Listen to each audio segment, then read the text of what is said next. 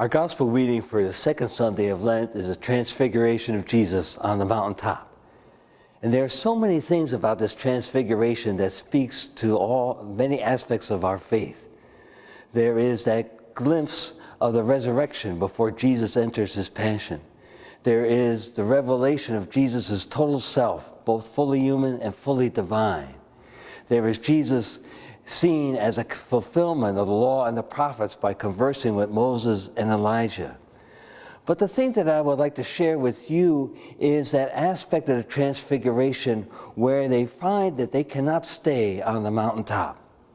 You know, Peter looks at all that's going on and he says to Jesus, how good it is for us to stay here. Let's build 3 tents, one for you, one for Moses, and one for Elijah.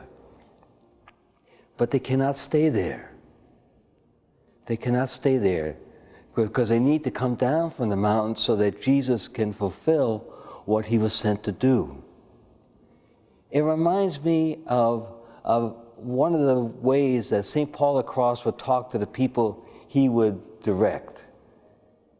You know, there were times when people would write to Paul the Cross and they would tell him that they had this mountaintop experience of God. They had this experience where they experienced the closeness of God, they experienced the reality of God, and it touched them very deeply. But then the moment would go. And so they would express their frustration to Paul the Cross saying, you know, how can I get this back? How can I make this happen again? And Paul the Cross would tell them, don't try to make it happen again.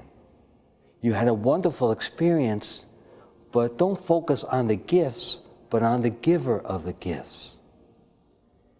And so when we focus on God, and we focus on the love of God, we realize that God is with us even when we can't feel that he is with us. We realize that God is with us not just during the high moments of our life, but also the most difficult moments of our life. And so when we realize that God is with us no matter what, we can go on and do what we've been called to do, to love God and to love each other without fear, without worry, without wondering whether God still remembers us or not.